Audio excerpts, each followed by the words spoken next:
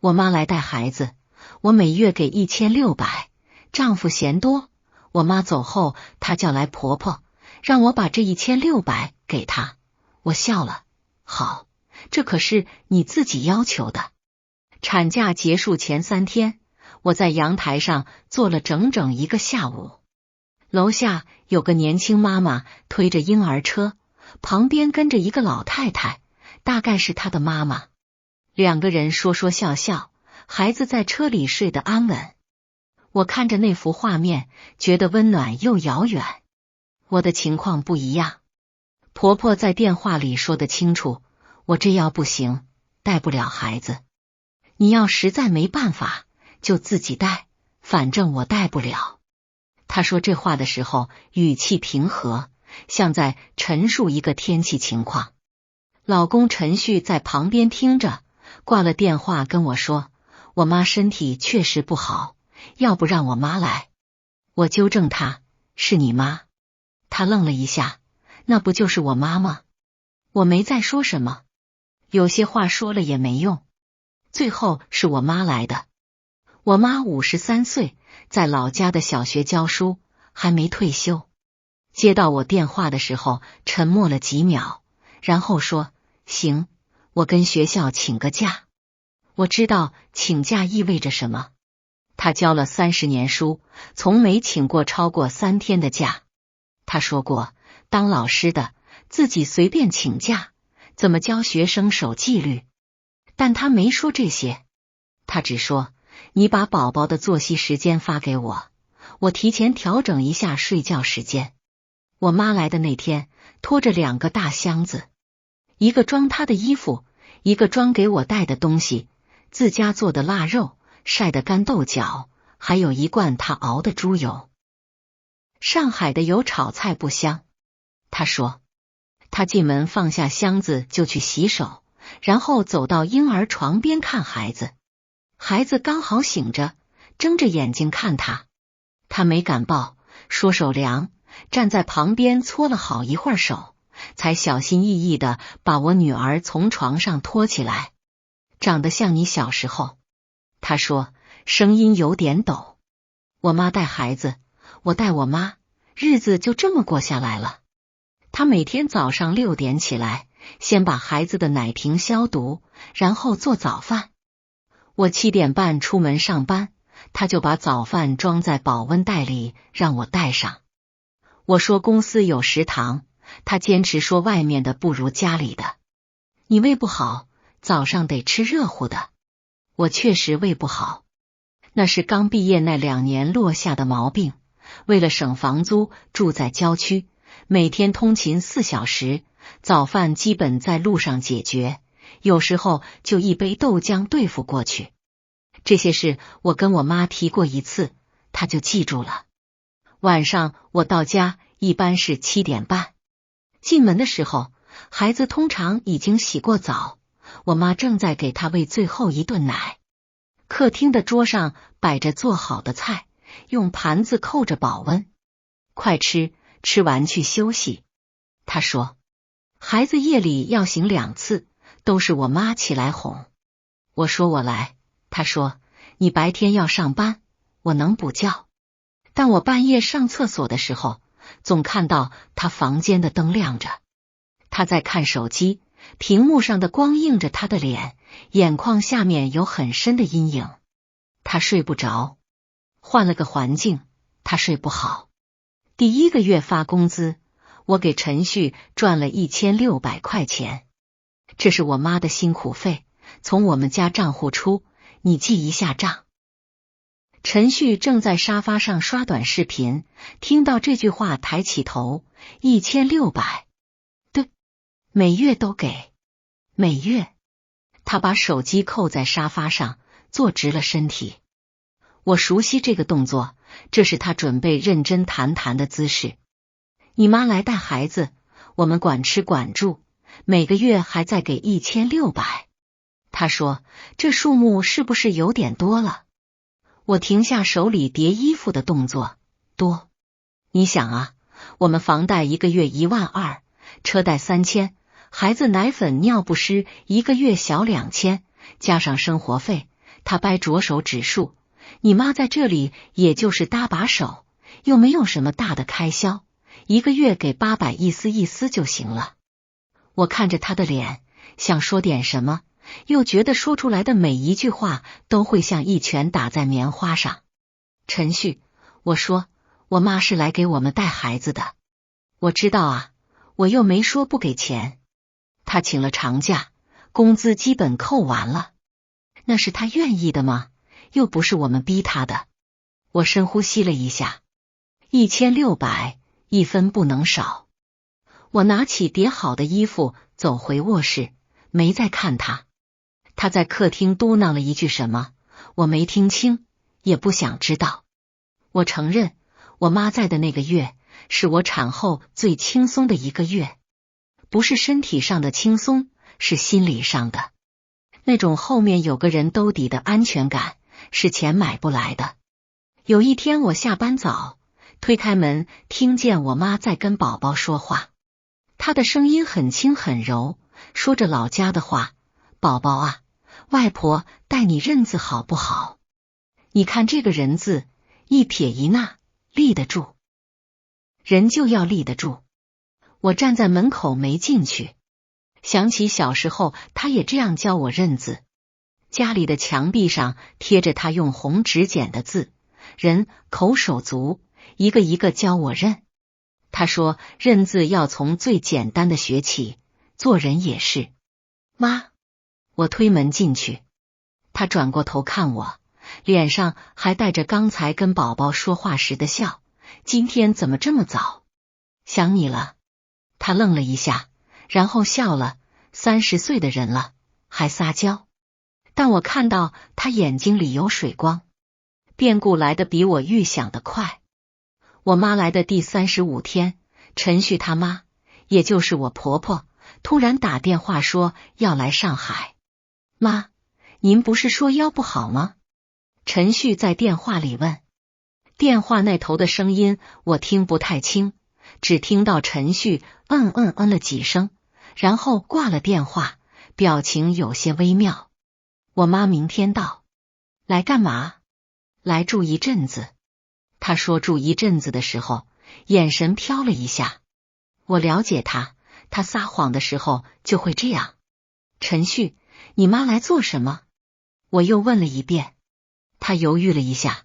我妈说她身体好一些了，想来帮我们带孩子。而且你妈请假也挺久了，可以回去休息休息。我没接话。晚上吃饭的时候，我妈把汤端上来，问我小旭妈妈要来啊？我愣了一下，看他。他笑了笑。我下午听到他打电话了。妈，你不用管。我没事。他说来了也好，我可以回去上班了。学校也催了几次了。他说着夹了一块排骨放到我碗里，多吃点，你这几个月瘦了不少。婆婆第2天就到了。她进门的时候，我妈正在给孩子换尿布。2个亲家母打了个照面，客气的笑了笑。亲家母辛苦了。婆婆说不辛苦不辛苦，孩子乖得很。我妈说当天晚上陈旭在卧室里跟我说，让你妈回去吧。我正给孩子拍嗝，手没停。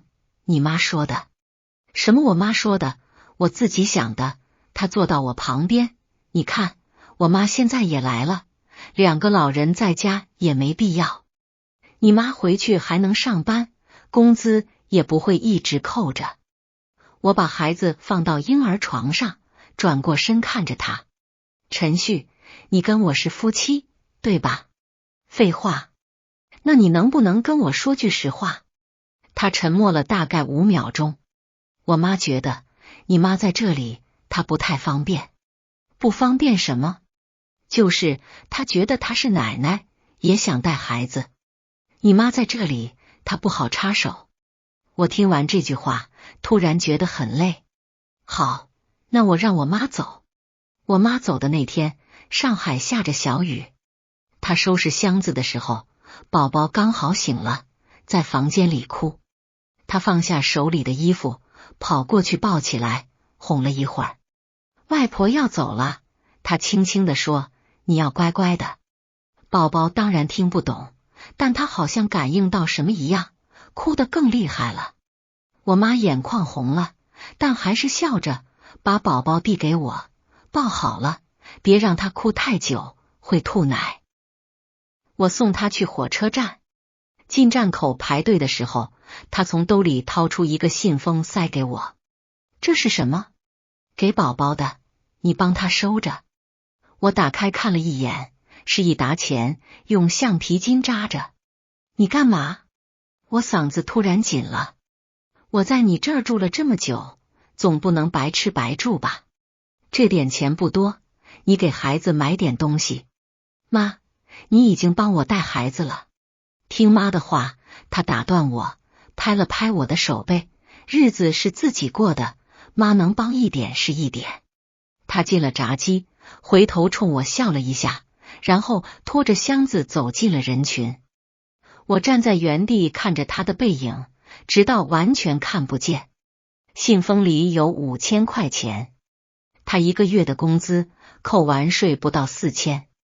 婆婆正式住进来的第一天，我下班回家，发现厨房的灶台上堆着没洗的碗，孩子在小床上哭，哭了多久不知道，声音都有点哑了。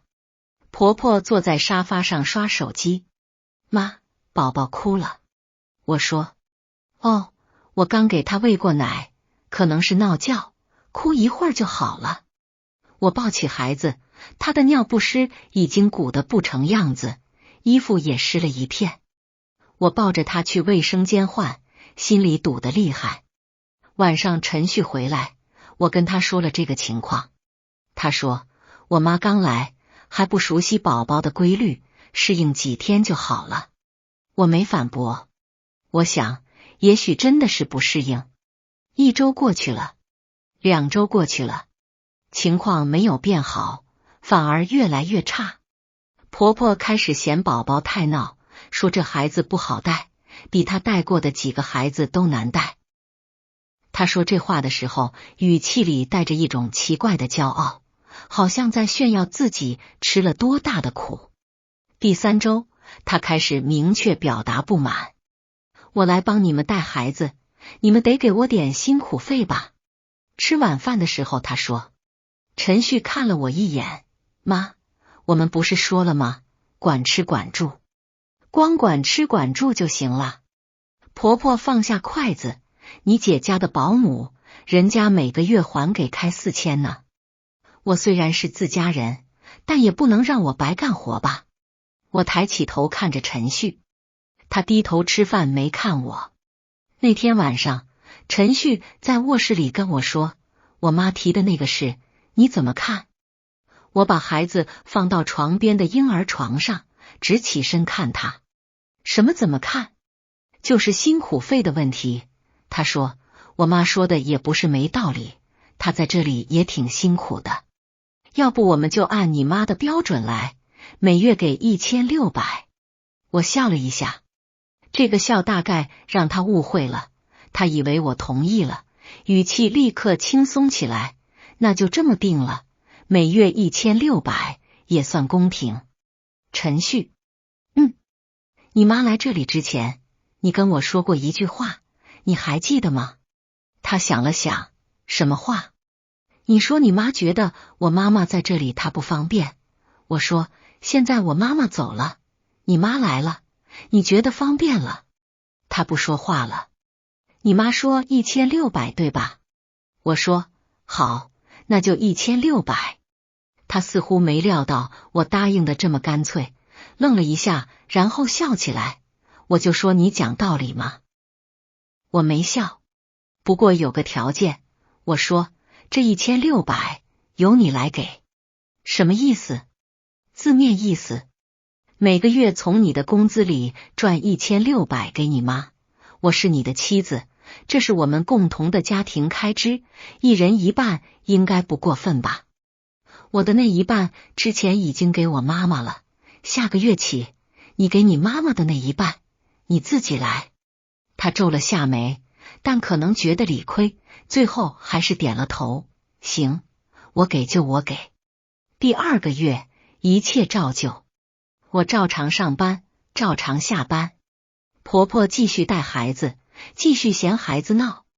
陈旭照常刷他的短视频，打他的游戏。唯一不同的是，每个月15号，他会准时给婆婆转1600块钱。婆婆收到钱会在客厅里念叨一句收到了，然后就没有然后了。日子好像就这么过下去了，但有些东西在悄悄变化。我开始注意一些细节，比如婆婆带孩子的时间越来越少，她开始在下午出去打麻将，把孩子放在客厅的游戏围栏里，走之前跟我说一句宝宝睡着了，我出去一下。比如孩子开始频繁的红屁股，去医院看，医生说尿不湿患得不勤。比如孩子的奶瓶上有奶渍，没有彻底洗干净。我问婆婆，她说我觉得洗干净了啊。我无言以对。我没跟陈旭说这些，说了也没用。他一贯的态度是我妈就那样，你让着他点。转折发生在一个周3的晚上，我提前下班，到家的时候是下午5点。推开门，客厅里没开灯，孩子在小床上哭得声嘶力竭，婆婆不在。我快步走过去，抱起孩子，他浑身都是汗，小脸通红。我摸了一下尿不湿，干的说至少4-5个小时没换过了。我把孩子抱到卧室换了尿不湿，喂了奶，哄了20分钟他才安静下来。然后我拿起手机，打开家里的监控。是的，我在宝宝房间装了一个摄像头，原本是为了上班的时候看孩子的，但婆婆来了之后，我不太敢看，怕看到让自己不舒服的画面。今天我看了，回放从下午1点开始。1点10分，婆婆把孩子放进小床，盖了个薄毯子，然后自己进了卧室。1点40，她从卧室出来，换了外出的衣服，拎着包出了门。孩子从1点15分开始哭，哭到1点40，没人理；哭到2点，没人理；哭到2点半，哭累了，睡着了。3点50又醒了，开始哭。4点20没停，4点40没停。5点我进门的时候，他还在哭。我坐在沙发上，手机握在手里，看完了4个小时的监控回放。孩子的哭声从手机里传出来，一声一声，像针扎在我心上。陈旭7点到家，进门的时候，我正坐在餐桌前，桌上没有菜，只有一杯水。今天没做饭。他问，你妈呢？我妈？我不知道啊，出去了吧？他下午1点就出去了。我说，那他可能去打牌了，他换了鞋走进来，怎么了？我把手机推到桌子中间，屏幕上定格在监控的时间轴上。你看看你妈今天下午怎么带孩子的。他拿起来看了一会儿，脸色变了，沉默。然后他说了一句我这辈子都不会忘的话，我妈可能有事出去了，你不能要求她24小时守着孩子吧。我看着他，陈旭，孩子下午哭了4个小时，那不是后来没事了吗？我笑了一下，站起来收拾桌上的杯子。你笑什么？他问。没什么，我说，我只是在想，我妈在的时候，孩子红过一次屁股，你都要说我妈没带好。你妈让孩子哭了4个小时，你说后来没事了。他的脸涨红了，你什么意思？我的意思是1600块钱，你妈嫌少。我妈拿了1600，孩子没红过一次屁股，没哭超过10分钟。那天晚上，婆婆9点多才回来。进门看到客厅的灯还亮着，我和陈旭都坐在那里，她大概感觉到了气氛不对。怎么了？等我啊。她笑着问。妈，你今天下午出去了？陈旭问。啊，出去打了个牌。他说，宝宝不是睡着了吗？他哭了一下午。我说。婆婆的表情变了一下，但很快恢复了镇定。不会吧，我走的时候他睡得好好的。监控里他哭了4个小时。我的语气很平静，平静到连自己都觉得陌生。婆婆的脸终于挂不住了，她转向陈旭。儿子，你听听你媳妇说的什么话，我辛辛苦苦来给她带孩子，她还装监控监视我。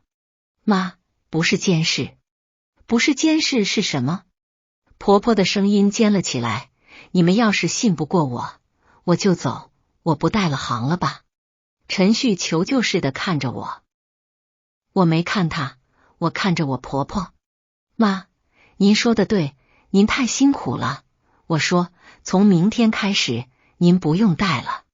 婆婆愣了一下，然后哼了一声，回了房间。陈旭跟在我后面进了卧室，小心翼翼地问，你认真的？认真的。那孩子谁带？我请保姆。请保姆多贵啊？1个月8000。我说，那你怎么不早说？因为你妈要来。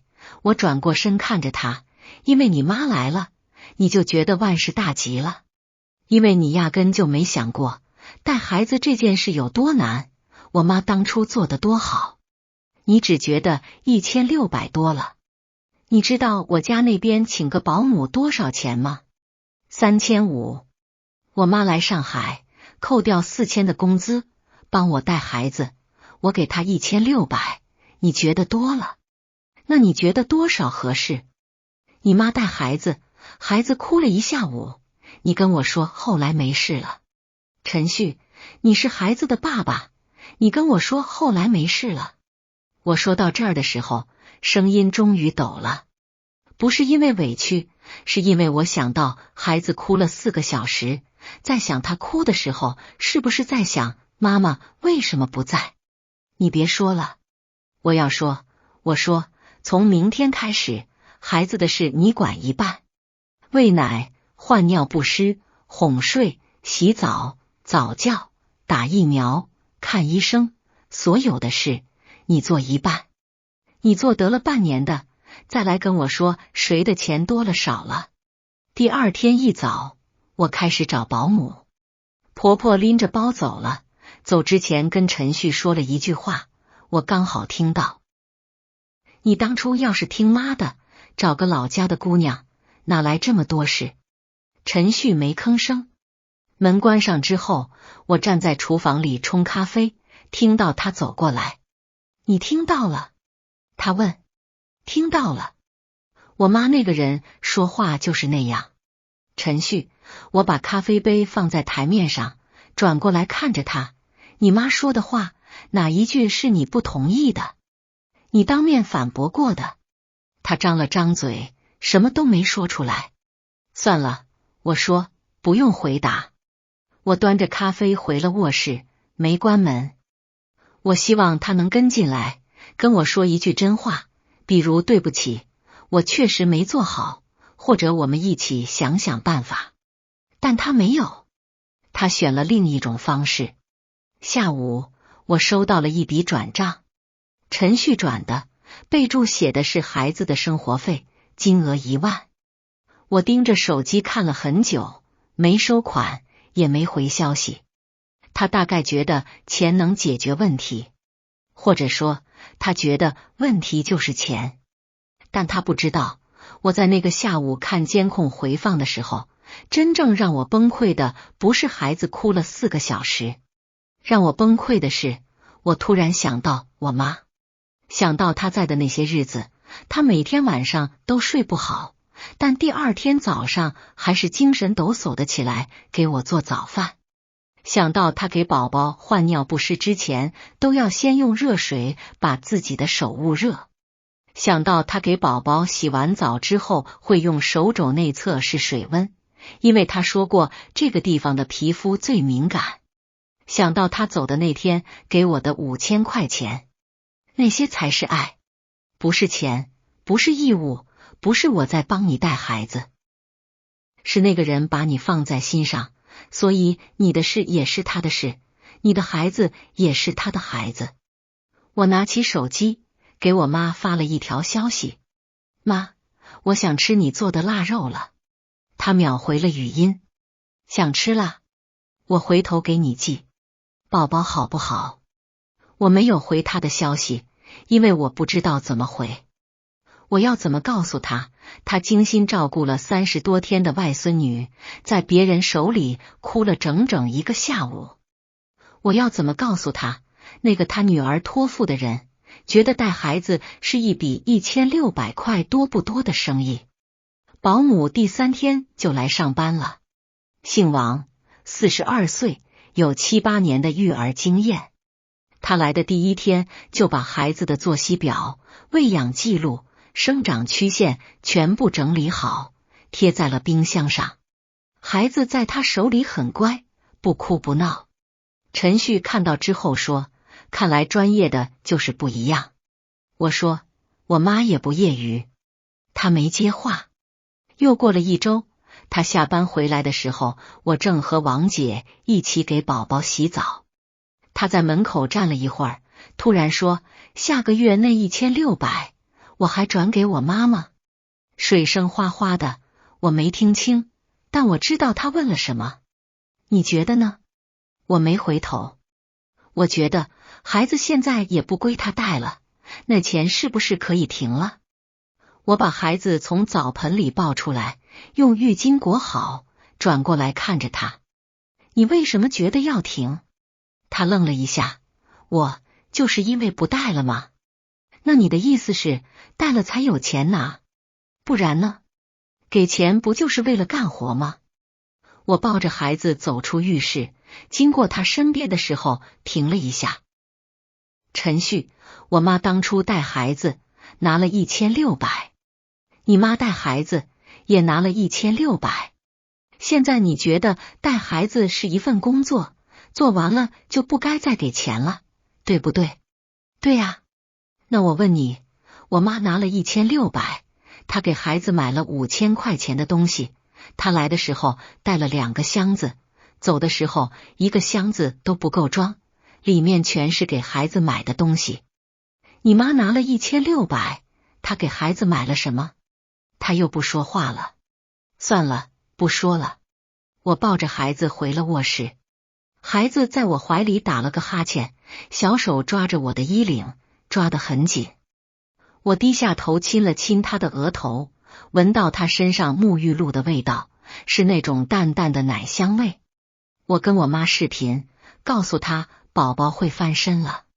她在屏幕那头笑得眼睛弯弯的，说：让我看看，让我看看。我把手机架在婴儿床旁边，我妈就这样看了一会儿，然后说了一句让我鼻子酸了很久的话：外婆过阵子就来看你，给你带腊肉。那天晚上陈旭难得主动找我说话，他从书房出来，手里拿着一张纸，坐在沙发上拍了拍旁边的位置。我没坐过去，拉了一把餐椅坐在他对面。我想跟你聊聊。聊什么？聊我们的问题。他把那张纸放在茶几上，我扫了一眼，是一个表格，上面密密麻麻写着各种数字：房贷、车贷、生活费、保姆费、孩子的费用。我想了很久，他说：我们的问题其实是钱的问题。你继续说。你看，如果我们没请保姆，1个月能省8000。我妈虽然有些不周到的地方，但她毕竟是孩子的奶奶，不会真的对孩子不好。要不让我妈再回来。陈旭，我打断他，你有没有想过一个问题？什么？你妈为什么觉得1600少？她觉得带孩子辛苦。对，她觉得带孩子辛苦。她觉得辛苦，所以1600少了。但同样的事，我妈做，你觉得1600多了？空气安静了几秒。你觉得我妈带孩子不辛苦，还是你觉得我妈的辛苦不值1600？他张嘴想说什么，但又闭上了。你从来没问过我妈睡得好不好，没问过她腰疼不疼，没问过她吃得惯吃不惯。你只问过一个数字1600，是不是多了？我的声音不大，但每一个字都说得清清楚楚。你知道吗？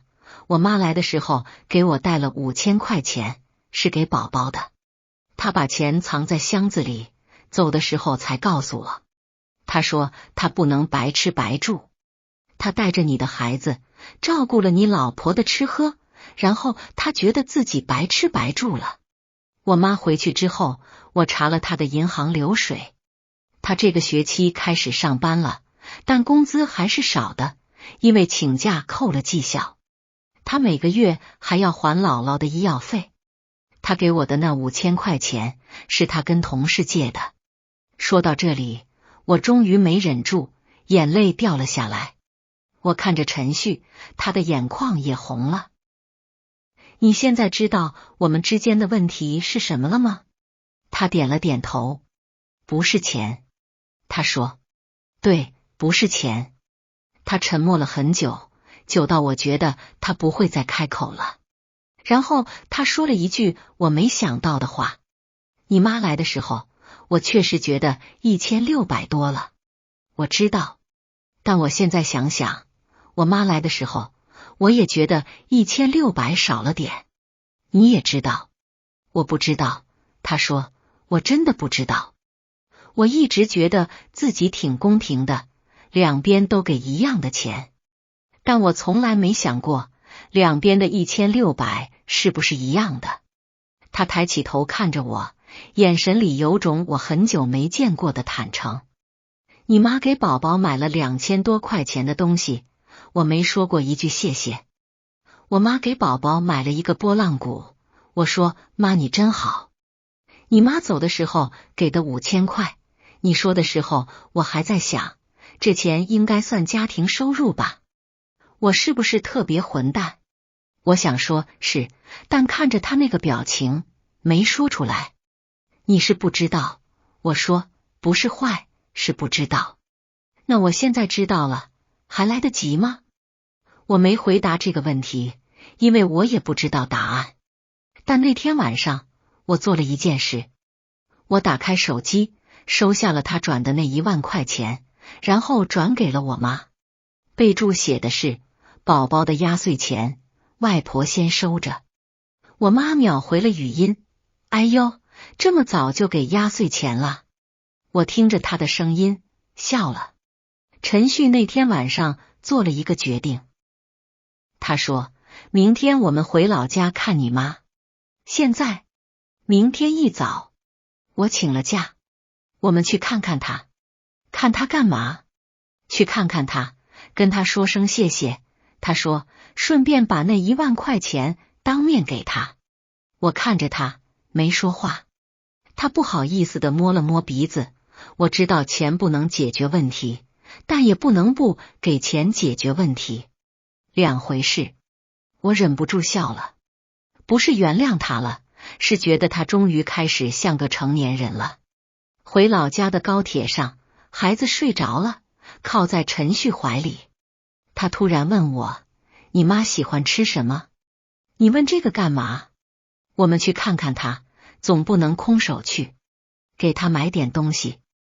你不是说要当面给她1万块钱吗？那是第1份礼，他说，第2份礼是心意。你告诉我她喜欢吃什么，我去买。我想了想，说，我妈喜欢山竹，但她自己从来不买，觉得贵。他点了点头，到站之后专门去水果店买了3斤山竹，挑的都是最大的。我妈开门的时候愣了一下，你们怎么来了？陈旭把山竹递过去，妈，我来看看您。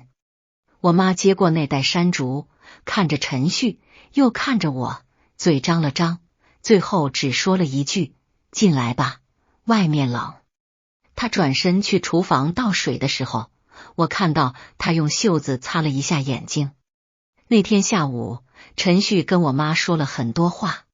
他说谢谢他来带孩子，说之前做的不好的地方请他原谅，说他以后会好好对我和孩子。我妈听着一直点头，最后说了一句：小旭啊，人这一辈子最重要的不是你赚了多少钱，是你对谁好，谁对你好，你明白就好。他点了点头，然后从包里拿出1万块钱放在我妈手里。妈，这是给宝宝的红包，您帮他收着。我妈看了一眼那沓钱，又看了一眼我，然后伸过手来，把那笔钱放到了茶几上，推了回去。宝宝的压岁钱我收着了，你上次转的那笔就是。这1万你拿回去，你们年轻人用钱的地方多。陈旭还想说什么，我妈摆了摆手。